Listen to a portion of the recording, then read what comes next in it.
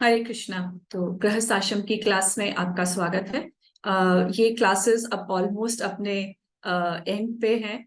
एक हमने रिव्यू ले लिया है। ये समहाउ सेकंड लास्ट क्लास है, तो पहले प्रेयर कर लेते हैं। ओम अज्ञानतिमिरान्धस्य ज्ञानाञ्जनशलाकया चक्षुरुन्मीलितं येन तस्मै श्री गुरुवे नमः। नमः ओम विष्णुपादाय कृष्णपृष्ठाय भूतले श्रीमते भक्ति वेदांत स्वामिन इति नामिने। नमस्ते सारस्वते देवे गौरवाणी प्रचारिणे निर्विशेष शून्यवादी पाश्चात्य देश तारिणे। तो पहले मैं थैंक यू बोलना चाहूंगी सीता ठकुरानी माता जी का। उन्होंने मुझे ये जो अपॉर्चुनिटी दी है ये क्लासेस करने की, ये बहुत ही से मेमोरी में रहेगी। तो ये लास्ट सेक्शन चल रहा है गृहस्थ आश्रम का। तो गृहस्थ आश्रम में मेन पर्पस क्या रहता है कि हम ऐसी कृष्णा कॉन्शियसनेस चिल्ड्रन यहाँ लाएं जो इस मूवमेंट को आगे बढ़ाएं। तो उसी के बारे में शिला प्रभुपाद बता रहे हैं कि कैसे उनकी बचपन में जो चीजें हुई उनको कितना हेल्प किया, उन सिद्धांतों ने, उन एक्टिविटीज ने कितना हेल्प किया उनको इस कृष्णा कॉन्शियसनेस को आगे बढ़ाने के लिए।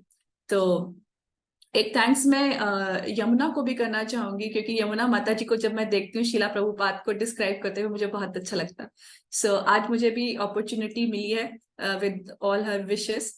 सो लेट्स सी कैसे कर सकते हैं। सो आज का हमारा टॉपिक है Shila Prabhupada remembers his own childhood. तो यहाँ पे बताते हैं रूम कॉन्वर्जेशन जो वृंदावन में हुई थी सराउंडेड विद कृष्णा कॉन्शियसनेस। उनके घर का एटमॉस्फेयर कैसे था, उनके माता जी उनके पिता, उनके परिवार के लोग, उनके नेबरहुड, कितने ये सब लोग सॉरी कितना हेल्प किया उनके कृष्णा कॉन्शियसनेस में। वो बता रहे हैं यहाँ पर कि my father was a great Vaishnava, he was worshipping Radha Krishna and our family deity was Damodar. So hereditary we are Vaishnavas, followers of Nitai Gaur. तो जैसे निताय गौर, जैसे कि बताते हैं कि एक बच्चे को ग्रो करने के लिए पूरा गांव लगता है, तो ऐसे ही शीला प्रभुपाद जैसी पर्सनालिटी ग्रो हुई तो उसमें किस किस का हाथ है। तो शीला प्रभुपाद उन सबको ग्रैटिट्यूड दे रहे हैं यहाँ पर। नेक्स्ट वो बताते हैं चिकन जूस। ये सब आपने सुनी होंगी मगर दोबारा सुनने में अच्छा लगता है। तो बता रहे हैं कि बचपन में एक दफा उनको बीमार हो गए। वो बहुत छोटे से थे, 1.5 years के थे, तो उनको टाइफाइड हो गया। तो जो डॉक्टर थे चंद्र बोस, उन्होंने क्या कहा कि इसको तो बच्चे को चिकन जूस देना पड़ेगा। तो उनके पिताजी ने बोला नहीं नहीं ये नहीं हो सकता है। तो उन्होंने कहा नहीं नहीं इसको देना पड़ेगा, ये बहुत कमजोर हो गया है। तो उनके पिताजी ने बोला नहीं ये मैं अलाउ नहीं कर सकता हूँ। लेकिन डॉक्टर ने जब बहुत जिद करी तो उन्होंने देखा कि बच्चा बीमार है, तो उन्होंने कहा कि ठीक है। डॉक्टर ने बोला कि मैं अपने घर से प्रिपेयर करके लेके आ जाऊंगा।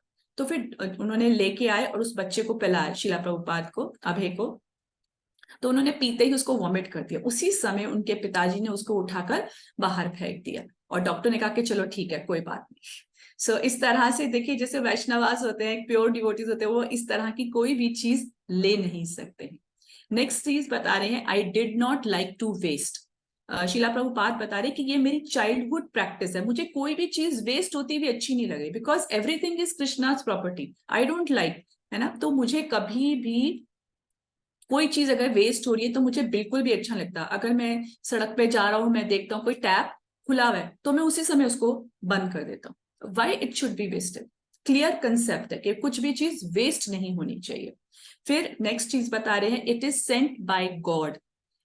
शिला प्रभुपाद बता रहे कि बचपन से ही हमारे माता पिता ने हमें सिखाया था, हमारी फैमिलीज में कुछ सिद्धांत दिए, कुछ प्रिंसिपल्स दिए कि जैसे अगर आप जा रहे हैं और आपके पैरों के नीचे अन्न का दाना आ जाता है तो आपको क्या करना है, अन्न का दाना उठाना है और अपने माथे पे लगाना है। ये हमारी ट्रेनिंग थी।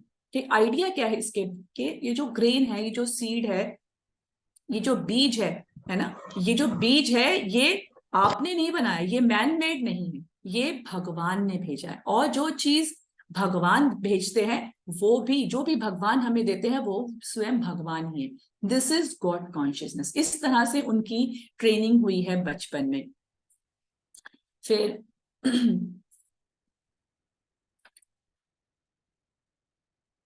नेक्स्ट बता रहे हैं एक्चुअली हिज बिजनेस वॉज पूजा। जैसे हम सब जानते ही हैं कि शीला प्रभुपाद के जो पिताजी हैं उनका एक कपड़ों का कोई व्यापारी थे। तो बता रहे कि मेरे पिताजी क्या करते थे, बिजनेस करते थे, है ना। तो तमाल कृष्ण महाराज भी बता रहे कि हाँ आप भी बिजनेस करते थे, है ना, केमिस्ट का वो बिजनेस करते थे। तो प्रभुपाद बताते थे कि वो क्या करते थे कि वो सुबह अपना 10 बजे से लेकर 1 बजे तक पूजा करते थे, उसके बाद अपना लंच करके बिजनेस पे जाते थे। वहां पे जाकर क्या करते थे, और जब वो लेट रात को वापस आते थे कोई 10 बजे के अराउंड, तो क्या करते थे, आकर फिर वो पूजा करते थे डिंग डिंग डिंग करके। और हम सब लोग सुनते थे, है ना, हम लोग सुनते थे, हम लोग सो रहे होते थे लेकिन हमें पता चल जाता था कि हमारे पिताजी आए हैं और वो पूजा कर रहे हैं। तो प्रभुपाद फिर और भी बता रहे कि वो आके रात को प्रसादम लेते थे। उनकी फेवरेट चीज क्या थी, उनको पूरीज अच्छी लगती थी, पराठा अच्छा लगता था, और सबसे ज्यादा पफ्ड राइस अच्छा लगता था, मुरमुरे उनको बहुत अच्छे लगते थे। तो इस तरह से पूजा जो था उनका मेन बिजनेस था, क्लॉथ बिजनेस नहीं था। पूजा मॉर्निंग में भी अच्छे से पूजा करके जाते थे, और रात को जब भी चाहे लेट आ रहे हैं तो भी वो आकर पूजा करते थे। फिर आगे वो अपने पिताजी के बारे में बता रहे हैं एक रूम कॉन्वर्सेशन में जो जून में पेरिस में हुई थी। प्रभुपाद बता रहे हैं कि ये जो सिस्टम है ये भागवतम में मेंशन है। क्या सिस्टम, कि जो भी सॉरी, जो भी लिविंग एंटिटीज हैं, जो भी एनिमल्स हैं, जो भी जीव है, वो सब क्या है, वो भगवान कृष्ण के अंश हैं, कृष्णा पार्ट एंड पार्सल। तो उनको आप खाने से कैसे रोक सकते हैं, ये बहुत प्रैक्टिकल है ना। तो आपको क्या करना चाहिए, उनके लिए भी एक बोल रखना चाहिए, है ना। एक बोल रखा उन्होंने, जैसे बता रहे हैं कि उनकी जो एक कपड़े के व्यापारी थे, तो कपड़ा खराब नहीं करें उसके लिए वो बोल में कुछ चावल उनके लिए छोड़ के जाते थे, है ना। तो इस तरह से वो हर जीव का ध्यान रखते थे। यहाँ पर बता रहे हैं कि give them food, they will not create any disturbance. फिर आगे शिला प्रभुपाद अपनी और मेमोरीज शेयर करते हैं, वहां पे बता रहे हैं there is a ghost in the fan. Prabhupada बता रहे हैं कि हम जो भी देखते हैं it has created, you know, हमारा एक्चुअली हम लोग सब आंखों से नहीं माइंड से देखते हैं। So one has to create the eyes to see things. जैसे एक बच्चा देखता है एक चीज और जैसे उसका पिता देखता है, वो दोनों अलग अलग है। जैसे एक कोई गाड़ी चल रही है तो बच्चा क्या सोचेगा, ये तो ऑटोमेटिक चल रहा है ना, लेकिन उसके पिता को पता है कि नहीं, इसके साथ इसके कौन चला रहा है, इसको एक ड्राइवर ही चला रहा है। तो so the seeing of the child and seeing of the father is different. यहाँ पे बता रहे हैं शिला प्रभुपाद अपना एक एक्सपीरियंस बता रहे हैं कि हमें लगता था कि ये जो ग्रामोफोन है ना, इसके अंदर कोई व्यक्ति बैठा है, वो क्या कर रहा है, वो गाने प्ले कर रहा है। और ऐसे ही जो फैन है इसके अंदर कोई घोस्ट है ना, घोस्ट है जिसकी वजह से ये चल रहा है। ये एक थॉट लेवल बता रहे हैं शिला प्रभुपाद अपने बचपन का। फिर अपनी और चीजों के बारे में शिला प्रभुपाद बताते हैं, भगवत गीता के 2.14 लेक्चर जो उन्होंने जर्मनी में दिया था। I never wanted to go to school. Shila Prabhupada clear बताते कि मैं स्कूल नहीं जाना चाहता था, I was forced to go to school, at least मैं नहीं जाना चाहता था। तो मेरे मेरे फादर वो कहते बहुत दयालु थे, बड़े काइंड थे, बड़े लीनियंट थे। मैं कहता था I will go to school tomorrow, कल जाऊंगा, आज नहीं जाऊंगा, है ना। तो मेरे पिता मान जाते थे, लेकिन मेरी मदर बहुत स्ट्रिक्ट थी, है ना। उन्होंने कहा नहीं, आपको जाना ही पड़ेगा। वो मुझे फोर्स करती थी, एक एक व्यक्ति मुझे लेकर जाता था स्कूल। वो बता रहे कि अगर उनकी मदर स्ट्रिक्ट नहीं होती तो वो एजुकेशन आगे प्रोसीड नहीं करते।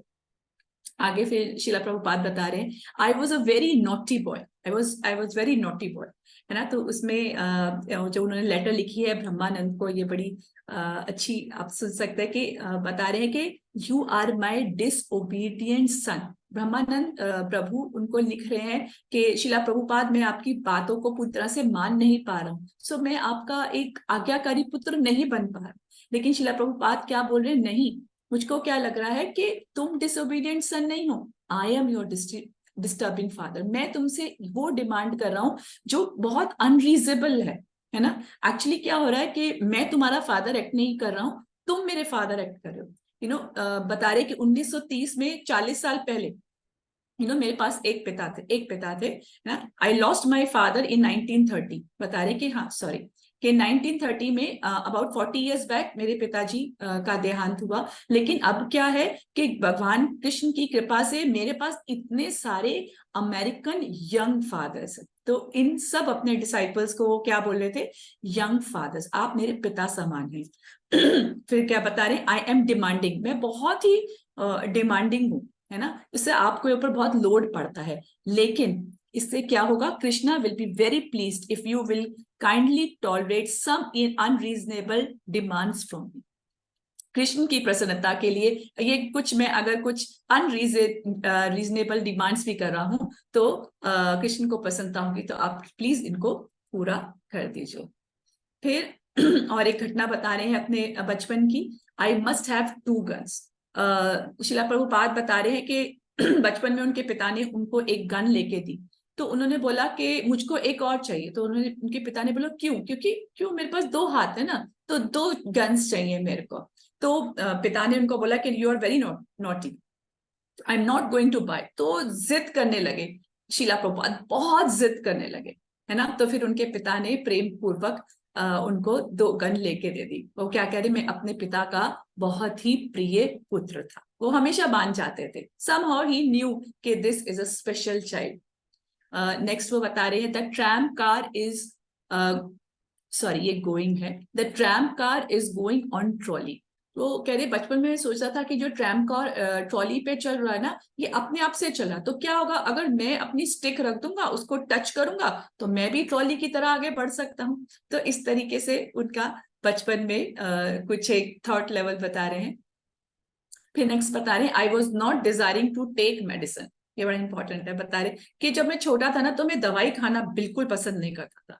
कितने लोग चाहिए थे मेरे को दवाई खिलाने के लिए, 3 लोग, कम से कम 3 लोग चाहिए थे। यहाँ पे शिला प्रभुपाद हंसकर बोल रहे कि कम से कम 3 लोग मेरे को चाहिए थे जो दवाई खिलाए। एक मेरे पैर पकड़ता था, एक मेरा हाथ पकड़ता था, और मेरी मदर जो है वो एकदम बिल्कुल फोर्स से, बहुत जोर से क्या करती थी, दवाई मेरे मुंह में डालती थी, और मैं अपने दांत ऐसे खींच लेता था, लेकिन वो फिर भी मेरे को दवाई दी थी, क्योंकि बचपन में मैं बहुत ही जिद्दी था। तो श्यामा सुंदर प्रभु जी कह रहे हैं कि आपको दवाई इसलिए खाई क्योंकि खिलानी थी ना, कहते हैं हाँ, कि जो भी चीज है, क्योंकि अब दवाई आप जबरदस्ती खाइए या नॉर्मल खाइए, वो असर जरूर करेगी, है ना, क्योंकि वो डिजायरेबल थी, उसको चाहिए आपकी, इसलिए उसको फोर्स किया जाता है। ऐसे ही कुछ एक्टिविटीज हम लोग फोर्सफुली भी करते हैं, लेकिन उसका इफेक्ट हमारे जीवन में अच्छा पड़ेगा।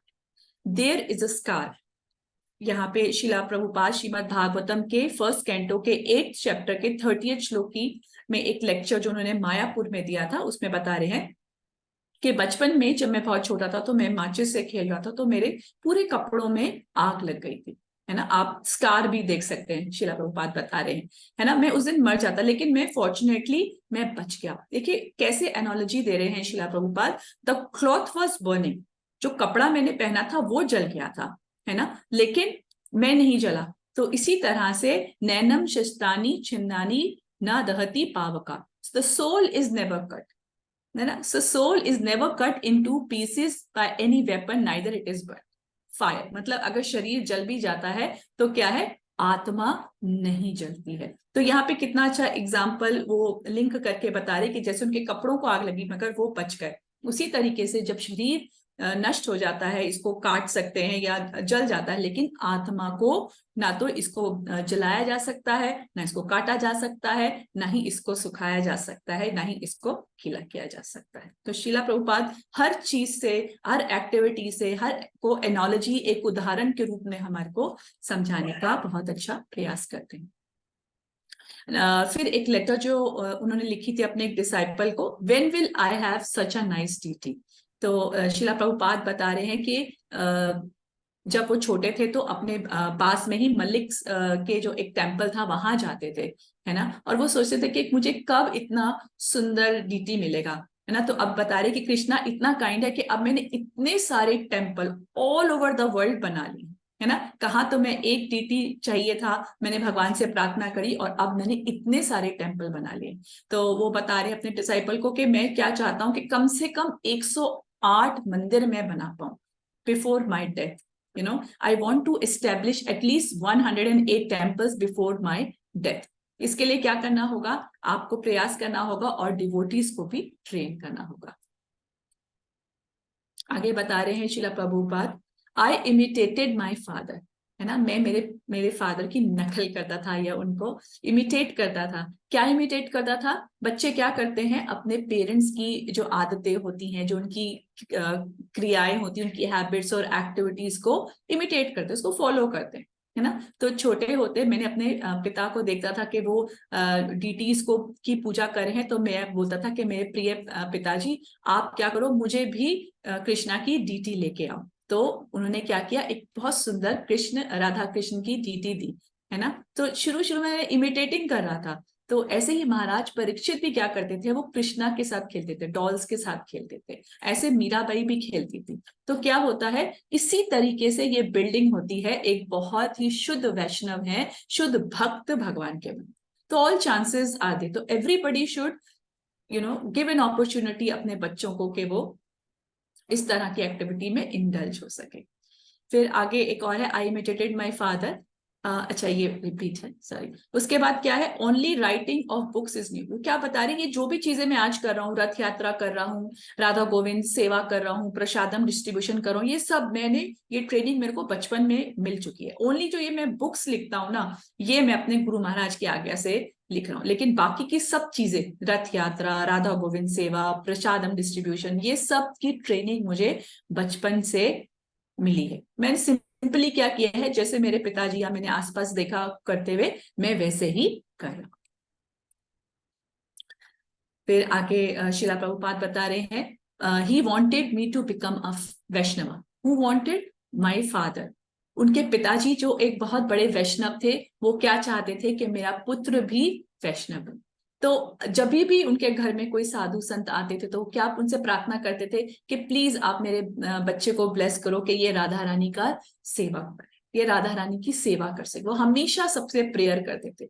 और वो क्या करते थे, वो प्रेयर भी करते थे, और वो क्या करते थे, उन्होंने उनके लिए एक टीचर भी लगाया जो उनको मृदंग सिखा सके।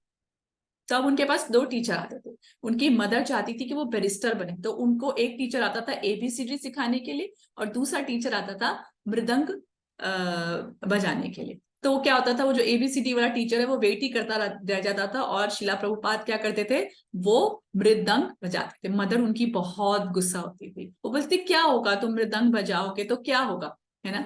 लेकिन उनके पिताजी क्या चाहते थे कि वो एक बहुत बड़े प्रचारक बने, भगवत गीता श्रीमद् भागवतम के मृदंग बजाएं और राधा रानी के सर्वेंट।